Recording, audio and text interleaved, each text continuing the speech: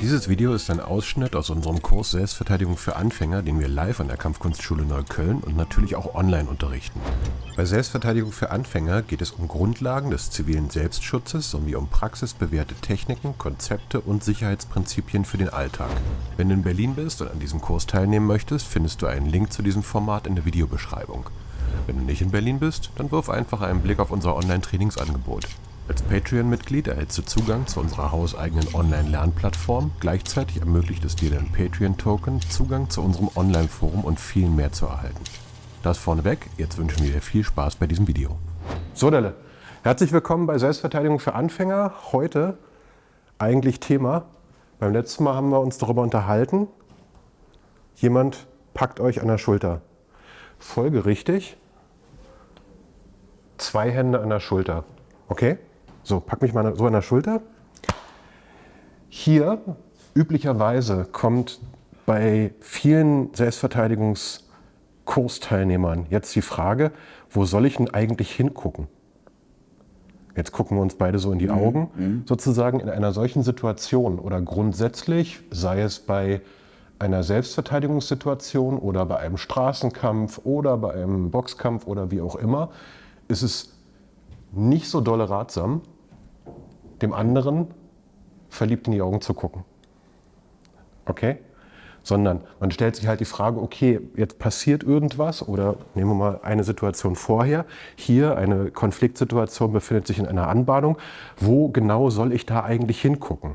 Bei den allermeisten Säugetieren ist es halt so, ein direkter Blickkontakt so in die Augen hat immer so eine Form von Aggression. Da geht es dann gleich los. Die Augen können auf der Straße, also in der Konfliktsituation, auch immer trügerisch sein. Man baut zwar einen Kommunikationskanal mit dem Gegenüber auf, aber der Nachteil ist, das Blickfeld der meisten Menschen geht in seitlicher Richtung, so circa 180 bis 200 Grad. Von oben nach unten, also in den Achsen hier, sind es ca. 130. Das heißt, was hier so oben ist, das kann ich noch sehen, was hier unten ist, kann ich noch sehen. In dem Moment, wo ich die Augen meines Gegenübers fokussiere, gucke ich geradeaus. Das heißt, mein Sichtfeld geht in etwa bis hier nach unten.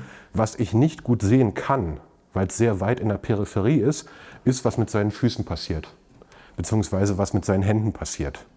Gleichzeitig, ich baue eine eskalierende Situation auf, das heißt, ich gucke ihn an, fördere damit die Aggression und das sind alles nicht ratsame Dinge. Also wo guckt man hin? Auf die Hände, dann sehe ich nicht, was er obenrum macht. Gucke ich irgendwo in die Gegend, sehe ich unter Umständen nicht, was er direkt macht. Was sich bewährt hat ist, du zeigst es schon, hier in etwa, da wo das Brustbein ist, hinzugucken. Das heißt, leicht nach unten, dort in Richtung Brustbein. Das könnt ihr jetzt gleich mal mit einem Partner üben, indem ihr euch circa in einer Armlänge Abstand voneinander hinstellt. Muss nicht in Grundstellung sein, kann einfach so sein. So eine Armlänge Abstand. Jetzt guckt ihr euch mal gerade an und jetzt bewegt der andere einfach nur mal die Hände und ihr guckt mal, wie gut ihr Dinge so für euch wahrnehmen könnt. Dann mal die Füße, so. Muss jetzt kein formvollendeter Kick oder sowas sein. Es geht nur darum zu gucken oder ein Bewusstsein dafür zu entwickeln, was sehe ich gut und wo liegt es mehr in der Peripherie. Okay? Jetzt zum Abgleich senken wir den Blick nach unten und gucken in etwa aufs Sternum, aufs Brustbein. Und jetzt guck, das kannst du gut sehen. Wie ist es hier? Auch gut. Hier? Da? Könnt ihr testen und feststellen, kann ich dadurch die Bewegungen meines Gegenübers besser oder schlechter sehen. Probiert es einmal für euch aus.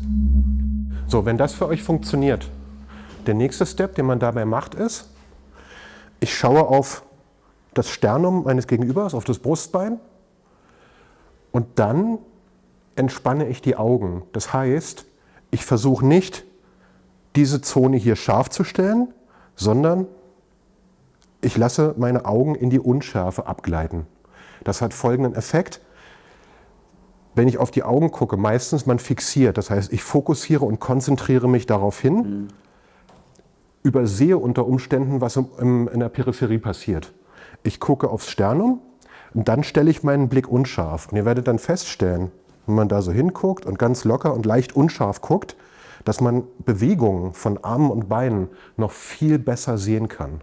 Probier mal. Einmal hier hingucken. Hände, Hände, Füße. So, darüber. Beim Muay oder bei anderen Pao-Disziplinen übt man das, wenn man zum Beispiel in der Grundstellung steht. Hier machen wir mal andersrum, dann kann man es bei dir besser sehen.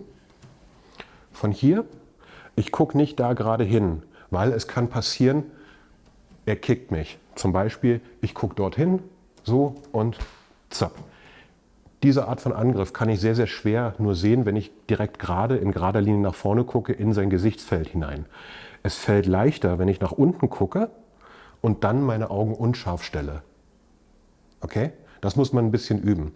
Das heißt, einmal probieren, gerade voreinander zu stehen, so, in circa Armlänge Abstand, auf das Brustbein zu gucken und dann ein bisschen unscharf.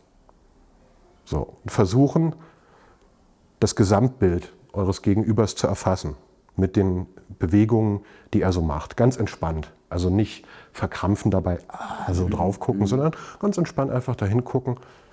Und so. Und das Zweite, euer Partner geht in so eine Grundstellung rein und dann bewegt er auch mal so Arme, Beine, Füße, dass ihr euch an diese Art von Blick gewöhnt. Das ist super deeskalierend, aber auch noch nicht unterwürfig. Also das heißt, ich signalisiere noch nicht damit so, oh, nein, lass mich in Ruhe, sondern ich versuche einen neutralen Blick zu bewahren, um die Situation, in der ich gerade stecke, nicht zu verschlimmbessern, um nicht noch mehr Gewalt in dieses Konstrukt hineinzubringen, mir aber trotzdem schon, falls die Sache gerade schief geht oder falls ich mitten in einem Konflikt bin, schon mal einen kleinen taktischen Vorteil einfach dadurch zu sichern, dass ich mehr Überblick habe über das Verhalten meines potenziellen Aggressors. Okay? Der nächste Punkt, der bei Blickwinkeln auch spannend und wichtig ist, gerade im Bezug auf Straße, in Bezug auf Selbstverteidigung, in Bezug auf realistische Selbstverteidigung, ist immer, sich einmal zu überlegen, bevor irgendeine Action losgeht, was ist das Erste, was so ziemlich immer passiert? Ihr lauft eine Straße lang, irgendwo, und da ist irgendeine shady Person.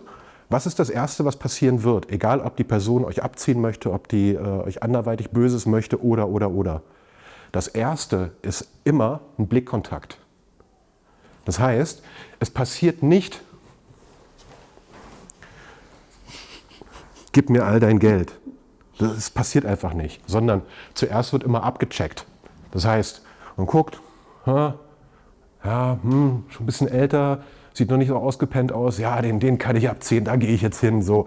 Der Blickkontakt ist immer das Erste, was passiert. Und auch das Erste, wo man im Rahmen von Selbstverteidigung auch, sagen wir mal, es versemmeln kann. Erster Fehler, den man machen kann, ist, das nicht zu merken. Zweiter Fehler, den man machen kann, ist, zurückstarren. Wir erinnern uns, das ist ja aggressives Verhalten.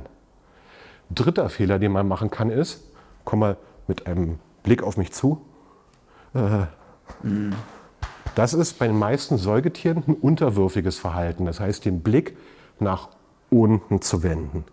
Das wollt ihr in dem Fall nicht tun. Okay, ihr wollt nicht gleich in eine Opferrolle hineingehen. Was man stattdessen üben kann und sollte, ist, das könnt ihr normal auf der Straße üben, das könnt ihr im Job üben, das könnt ihr mit der Frau im Supermarkt an der Kasse üben. Sobald ihr einen Blickkontakt habt, mit egal wem, guckt ihr und auf der horizontalen Achse guckt ihr weg. Ganz entspannt. Okay, das heißt, ihr lauft irgendwo durch die Straßen, guckt und dann guckt ihr weg. Das, wenn ihr horizontal wegguckt, ist eine neutrale Haltung. Ich gucke dich an, seitlich weg. Genau.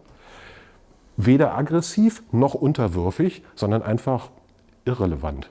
Und damit habt ihr prinzipiell in Sachen Blick und Blickkontakt in der Selbstverteidigung immer die besseren Karten. Okay? Das heißt, ihr müsst nicht, euch guckt jemand an, ey, was guckst du so, was guckst du so, was guckst du so. Das macht alles nur noch viel, viel, viel schlimmer. Trickst ein bisschen rum. gewöhnt euch an, immer bei einem Blickkontakt seitlich entspannt wegzugucken. Das erfordert am Anfang, wenn man das noch nicht kann, ein bisschen mehr Übung. Aber die gute Nachricht ist, ihr könnt das, ohne es jemandem zu erzählen, einfach in eurem Alltag implementieren. Die noch gutigere, die noch bessere Nachricht dabei ist, wenn ihr das eine Weile übt. Im Parayut kennen wir das.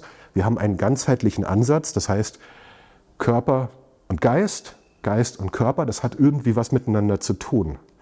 Das Spannende bei dieser Übung ist, wenn ihr das eine Weile übt, euch körperlich bewusst dazu bringt, niemals nach unten zu gucken, niemals aggressiv den Blickkontakt zu halten. Leute, so anzugucken. Dann macht das auch mittelfristig etwas mit eurer Psyche. Das heißt, wenn immer, also bei Selbstverteidigung kommen die Leute mal an, ja, ich möchte gerne mehr Selbstvertrauen entwickeln. Dann sage ich hier 30 Sekunden, diese Übung, macht das einfach. Übt das einfach mal 3 Monate durch und ihr werdet merken, ihr habt plötzlich ein anderes Selbstvertrauen. Schönes Beispiel, Gehaltsverhandlung mit dem Chef. Chef, ich brauche mehr Gehalt. So, und euer Chef guckt mich dann, also der Chef guckt euch dann so an und ihr so, nee, glaubt ihr, kriegt ihr auch keine Gehaltserhöhung. Wenn ihr aber sagt, ich weiß nicht, ich muss ein bisschen drüber nachdenken, dann wirkt das von der Körpersprache her schon mal ganz, ganz anders. Das heißt, das, was ihr in der Kampfkunst oder in der Selbstverteidigung lernen könnt, könnt ihr in eurem ganz normalen Alltag auch immer implementieren. Dafür lernt man das eigentlich, nicht um Leute zu schädigen. Okay? Das heißt, jetzt die Übung mit Partner. Stellt euch einfach mal so voneinander hin, sucht euch einen Blickkontakt und dann guckt ihr mal ganz entspannt einfach seitlich weg. Dabei könnt ihr auch schon diese leichte Unschärfe nochmal üben. Weil ich weiß ja nicht, zum Beispiel wenn wir auf so einer Distanz hier sind, ob der andere nicht irgendwie Ärger macht. So, das heißt, ich versuche ihn, obwohl ich in die Richtung gucke, hier so ein bisschen auch noch im Blick zu behalten. Okay? Probiert es mal. Noch eine Situation kommt natürlich häufig dann die Frage, was mache ich denn, wenn ich mehrere Angreifer habe? Welchen von dem gucke ich dann aufs Brustbein? Dort, dort. In einer solchen Situation, hier mit 2 potenziellen Aggressoren oder faktischen Aggressoren, wenn ihr in meine Richtung mir zugewandt seid, okay, dann gucke ich weder dorthin noch dorthin, sondern durch die Mitte. Stelle meine Augen unscharf und versuche, die Bewegung von allen beiden hier gleichzeitig wahrzunehmen. Das heißt, derjenige, der sich zuerst bewegt, da weiß ich, okay, da kann ich dann reagieren. Ganz entspannt, hier leicht nach unten, in etwa auf Höhe des Brustbeins, durch die Mitte gucken. Das ist dann so eine Situation, wenn ihr mehrere Personen habt in einer solchen Konfliktsituation, wo gucke ich am allerbesten hin? Okay, so erstmal in Kürze bis hier. Heute ein bisschen kürzer gefasst, ein bisschen auf den Punkt mehr. Wir hoffen, ihr hattet Spaß. Lasst es uns gerne wissen, falls es dazu Fragen gibt. In dem Fall bedanke ich mich bei dem Kollegen und wünsche viel Spaß beim Ausprobieren. Dankeschön.